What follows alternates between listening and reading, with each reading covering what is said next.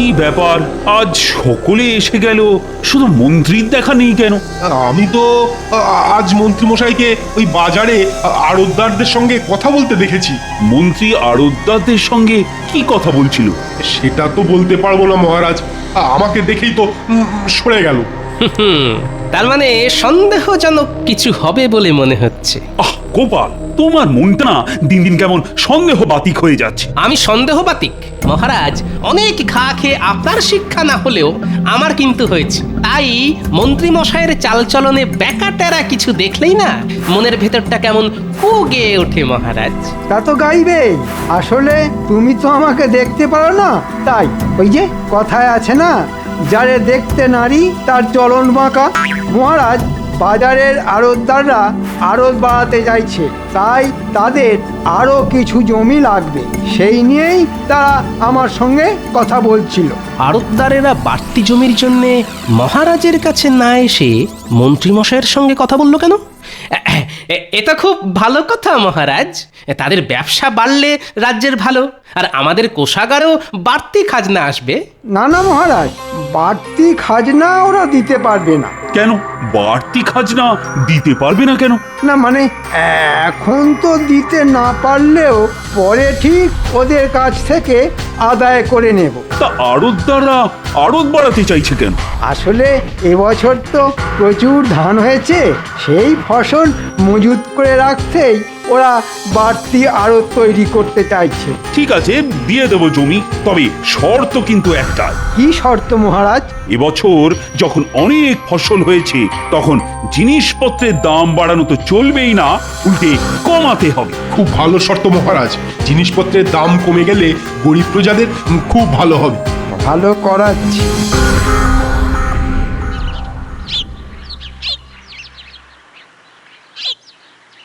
বুঝলে গোপাল, আজ বেশ জমিয়ে মাছ ধরতে হবে। রানীকে আমি কথা নিয়ে এসেছি যে 2 সেরি ওজনের একটা রুই মাছ তাকে আমি উপহার দেব। কোনো চিন্তা করবেন না মহারাজ, যা চার বানিয়ে এনেছি না, দেখবেন চারের গন্ধে পুকুরের সব মাছ একেবারে আমাদের বড়শির মুখে চলে আসবে।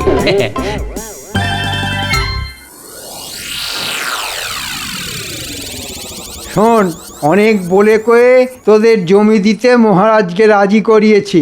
এখন তোদের কথা দিতে হবে যে আমি যা যা বলবো তোরা তাই তাই করবি। ঠিক আছে মন্ত্রী মশাই, আপনি যা যা বলবেন আমরা তাই তাই করব। তা কি করতে হবে আমাদের?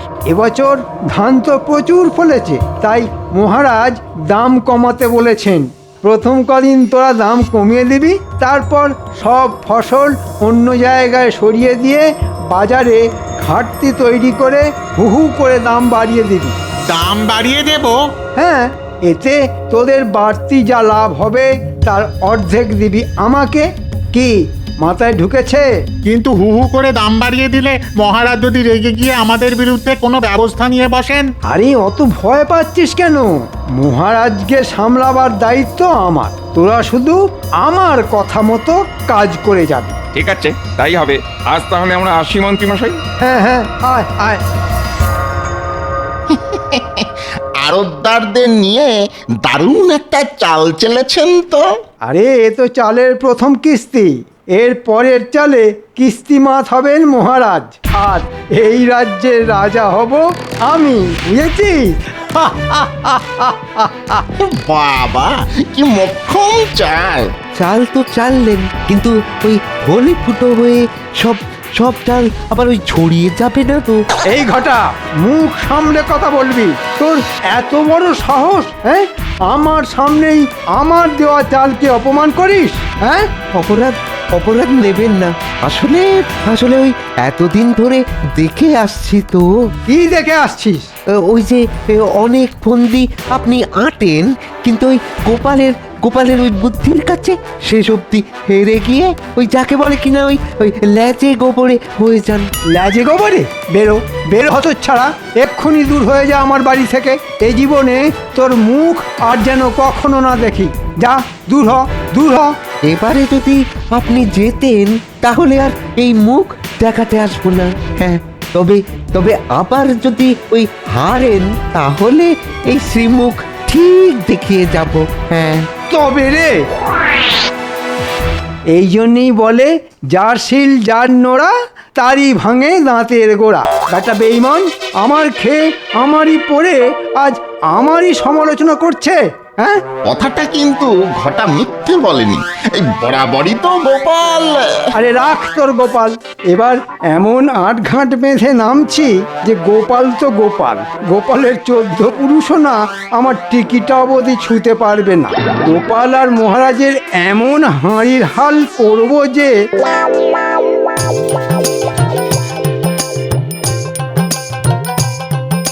কি গো গোপাল, আধ ঘন্টার উপর তো হয়ে গেল, একটা মাছও তো ধরা পড়লো না।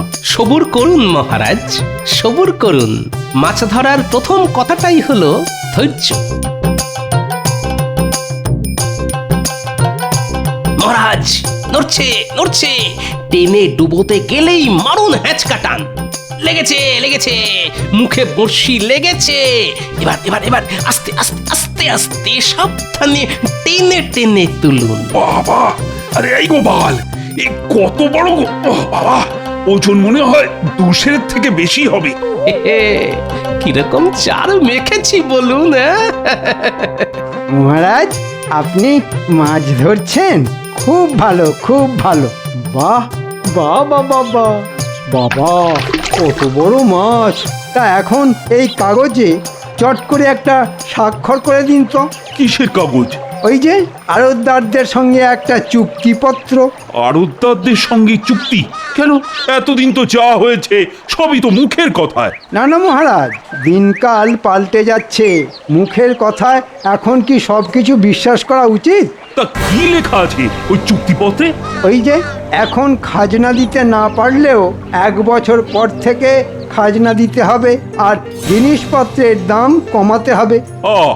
এই কথা, ঠিক আছে, দাও, স্বাক্ষর করে দিচ্ছি। না মহারাজ, না পড়ে স্বাক্ষর করবেন না। হ্যাঁ, সেটাও ঠিক। শোনো মন্ত্রী, দেখতেই তো পাচ্ছ এখন আমি মাছ ধরায় ব্যস্ত। কাল রাজসভায় চুক্তিপত্রটা নিয়ে এসো, আমি ভালো করে পড়েই না হয় স্বাক্ষর করে দেবো। কিন্তু ওরা তো আজকেই চাইছে, কারণ ওরা আজ যে নতুন আড়তের ভিত পুজো করতে চায়। তা আজ ভিত পুজো হোক, কালই না হয় হবে চুক্তি। তুমি চুপ করো তো।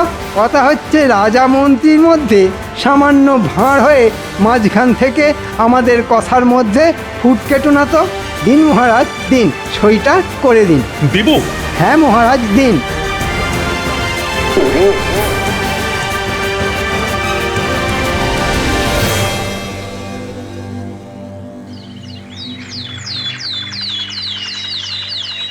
কি দিনকাল পড়লো রে দাদা, কদিনের মধ্যে জিনিসপত্রের দাম একবারে লাফিয়ে লাফিয়ে দ্বিগুণ হয়ে গেল। আর একটা জিনিস লক্ষ্য করেছো, খুচরো বিক্রেতাদের কাছে তেমন জিনিসপত্র নেই। ওরা বলেছিল আড়তদাররা নাকি সব জিনিস আড়তবন্দি করে ফেলেছে। আমাদের রাজ্যে এমন একজন ভালো মহারাজ থাকতেও এত অনাচার। শোনো, সকলকে জড়ো করো, আজই মহারাজের কাছে গিয়ে কথাটা তার কানে তুলতে হবে। ওই দেখো গোপাল দাদা আসছে। চলো গোপাল দাদাকে সব কথা বলি। গোপাল দাদা, বাজার যাচ্ছ বুঝি? হ্যাঁ, তা তোমাদের বাজার হয়ে গেছে বুঝি? আর বাজারে আগুন লেগে গেছে গো গোপাল দাদা, আগুন! সব জিনিস একেবারে অগ্নিমূল্য। তাই নাকি? চলো তো দেখি।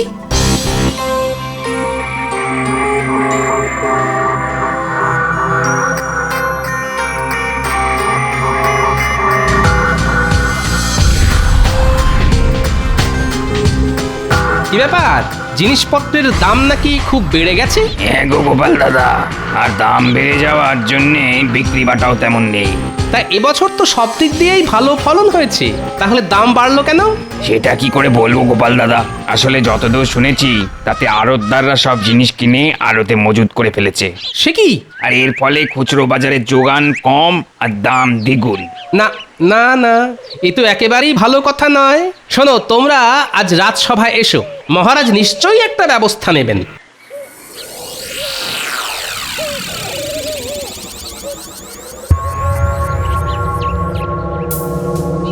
শুনেছি কোনো এক রাক্ষসীর প্রাণভোমরা ছিল একটা কৌটোর মধ্যে, আর মহারাজ কৃষ্ণচন্দ্রের প্রাণভোমরা আছে এই কাগজের মধ্যে। মহারাজ তুমি তো আর জানো না, না জেনে কোন কাগজে সই করেছো তুমি?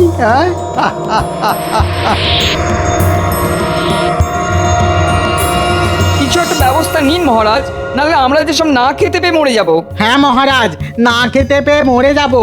আহা, কোনো চিন্তা করো না তো। সকালে গোপাল আমায় সব কথা বলতেই আমি আড়তদারদের ধরে আনার জন্য সেনাপতিকে পাঠিয়েছি। মহারাজ সব কটাকে এনেছি। আয়, শুনলাম তোমরা নাকি সব জিনিস আড়তে মজুত করে বাজারে একটা কৃত্রিম অভাব তৈরি করেছো, আর তাতেই নাকি জিনিসপত্রের দাম হু করে বেড়ে গেছে। এই জন্যেই কি আমি তোমাদের বিনা খাজনায় জমি দিয়েছি? কদিনের মধ্যেই চুক্তিপত্রের সব কথা ভুলে গেলে? জানো এর শাস্তি কি হতে পারে? কই আমাদের সঙ্গে কোনো চুক্তি হয়েছে বলে তো আমরা জানি না। সে কি? আর আমরা যা করেছি সবই তো মন্ত্রীমশাই কথায়, শাস্তি দিতে হলে ওনাকে দিন। মন্ত্রী কি বলছে না? ওরা ঠিকই বলছে। আপনি একটা কাগজে সই করেছিলেন বটে, তবে সেটা কোনো চুক্তি নয়, সেটা হলো আপনার দানপত্র। দানপত্র? দানপত্র? কাকে কি কি দান করলাম? কেন মহারাজ, আমাকে। আর দান করেছেন আপনার সিংহাসন। হ্যাঁ, তোমাকে আমি সিংহাসন দান করেছি? বিশ্বাস না হলে পড়ে দেখুন আপনার নিজের হাতের সই করা কাগজ। আমি মহারাজ কৃষ্ণচন্দ্র আজ এই মর্মে স্বীকার করছি যে রাজকাজ আমার আর ভালো লাগছে না, তাই আমার সিংহাসন আর রাজপ্রাসাদ আমি মন্ত্রীকে দান করে দিচ্ছি। এখন থেকে মন্ত্রী রাজা হয়ে রাজকার্য সামলাবে।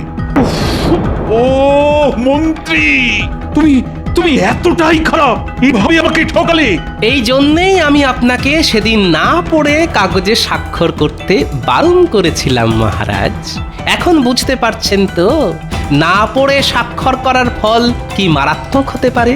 বুঝতে পারছি গোপাল, হাড়ে হাড়ে বুঝতে পারছি। আর সেই সঙ্গে এও বুঝতে পারছি এতদিন দুধ কলা দিয়ে আমি কি ভয়ঙ্কর কাল সবটাই না পুষেছিলাম। বুঝতেই যখন পেরেছেন তখন কাল সাপের মরণ কামড় খান। শুনুন, কাল সকালেই রাজপ্রাসাদ আর সিংহাসন ছেড়ে দেবেন, এই আমার শেষ কথা। কাল থেকে আমি রাজা, তাই আমার কথাতেই সব কিছু চলবে। আয় ভগবান! উফ!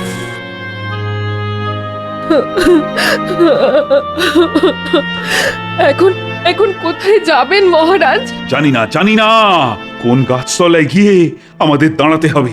রানী রানী, আমায় ক্ষমা করে দাও। আমি মানছি যা কিছু হয়েছে সবই আমার নির্বুদ্ধিতার ফল। মহারাজ, শাস্ত্রে বলেছে গতস্য শোচনা নাস্তি। যা হয়ে গেছে তার জন্য বিলাপ না করে ভবিষ্যতে কি করা দরকার সেটাই ভাবতে হবে। কি আর ভাববে গোপাল, সবই তো শেষ হয়ে গেছে। কিন্তু শেষ থেকেও তো শুরু করা যায় মহারাজ। কিভাবে? আমি কথা দিচ্ছি 3 দিনের মধ্যে ওই কুচক্রী মন্ত্রীকে সিংহাসন থেকে উৎখাত করে সেই সিংহাসন আপনাকেই ফিরিয়ে দেব আমি। পারবে গোপাল? আপনার আশীর্বাদে আমি সব পারবো রানীমা।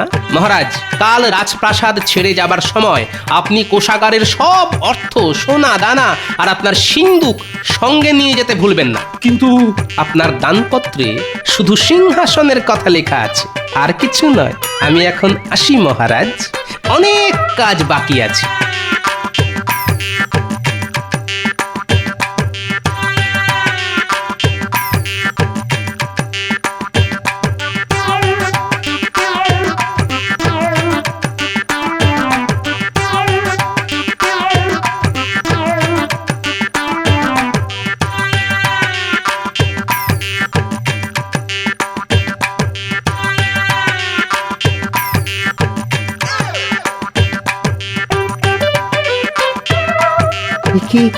কি শুনছি গোপাল দাদা?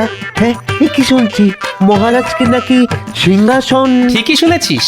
এবারেও বুদ্ধির জোরে তুমি ওই মন্ত্রী বেটাকে হারিয়ে দাও গোপাল দাদা। হ্যাঁ, ও হারলে আমার গায়ের জ্বালা জুড়োয়। সে কি রে, এতদিন তুই তো ওর সঙ্গেই ছিলি। হ্যাঁ, ছিলাম। আর এতদিন ওর কথায় কত খারাপ কাজ করে গেছি, অথচ এখন আমাকেই তাড়িয়ে দিয়েছে। মন্ত্রীকে হারাতে হলে তো আমায় সাহায্য করতে হবে তোকে। কিরে, পারবি? একবার একবার বলেই দেখো না কি করতে পারি। হ্যাঁ, তাহলে একজন অচেনা লোককে জোগাড় করতে হবে, বেশ বলিয়ে কইয়ে হওয়া চাই কিন্তু। হয়ে যাবে, হ্যাঁ হ্যাঁ হয়ে যাবে। সেই সঙ্গে লাগবে একটা গরুর গাড়ি আর রক্ষীর বেশে আরো গোটা চারেক লোক। কে সব ঠিকঠাক পারবি তো? দেখো না কি করি। তাহলে কি কি করতে হবে শোন।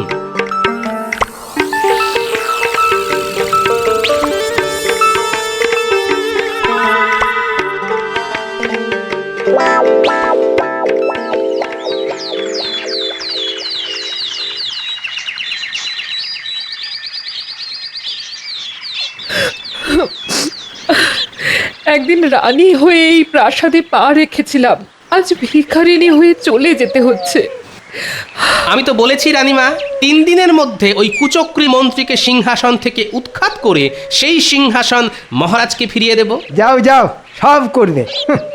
এ কি, গরুর গাড়িতে সিন্দুক তুলছেন কেন? কি আছে ওতে? রাজকোষের সব অর্থ আর সোনা দানা।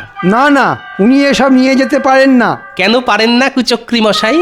দানপত্রে শুধু সিংহাসন আর রাজপ্রাসাদের কথাই লেখা আছে, রাজকোষ বা মহারাজের সিন্দুকের কোনো উল্লেখ নেই। চাপ বাবা, তাড়াহুড়োয় খুব কাঁচা কাজ করে ফেলেছি দেখছি। চলে আসুন মহারাজ।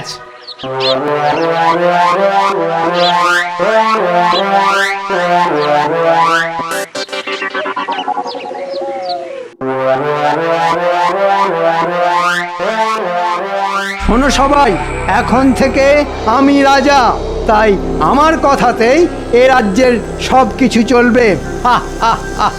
শোনো, আজ থেকে সকলের বেতন অর্ধেক করে দিলাম। বেতন অর্ধেক? হ্যাঁ, অর্ধেক। যাদের পোষাবে তারা থাকবে, আর যাদের পোষাবে না তারা চলে যাবে। একই বলা নেই কওয়া নেই, হুট করে রাজসভায় ঢুকে পড়লে যে। ঢুকে না পড়ে কি করব? বাজারে জিনিসপত্র পাওয়া যাচ্ছে না, যেটুকু যা যাচ্ছে তার দাম 3 গুণ 4 গুণ হয়ে গেছে। সবে তো 3-4 গুণ, ভবিষ্যতে 5-6 গুণ হয়ে যেতে পারে। তাহলে আমরা খাবো কি? আমাদের সংসার চলবে কি করে? অত চলাচলির মধ্যে আমি নেই।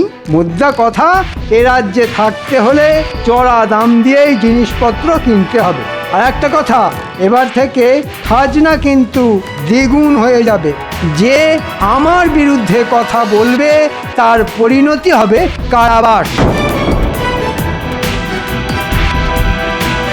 আমি মুর্শিদাবাদ থেকে আসছি। আমার পরিচয় হলো, আমি নবাবের নতুন দূত।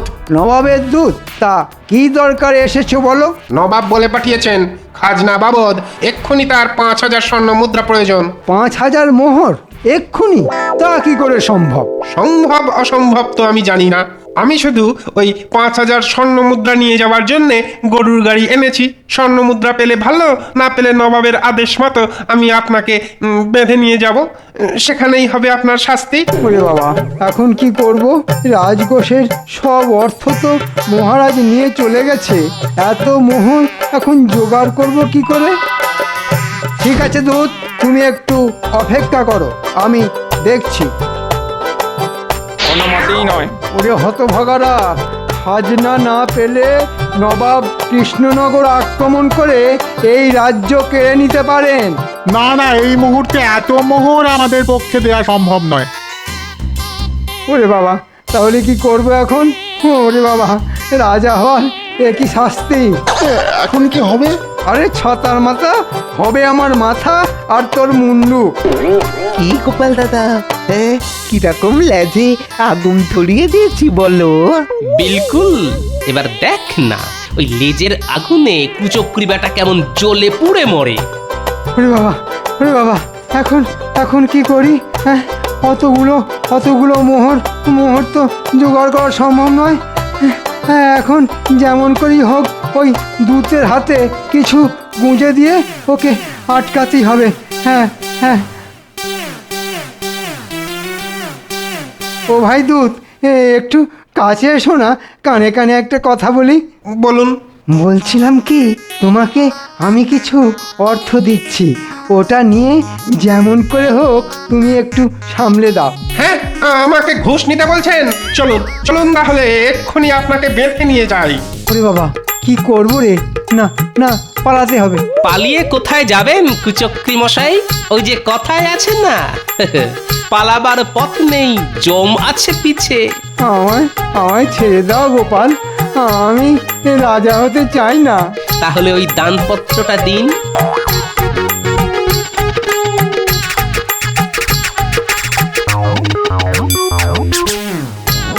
আসুন মহারাজ, আসুন রানীমা।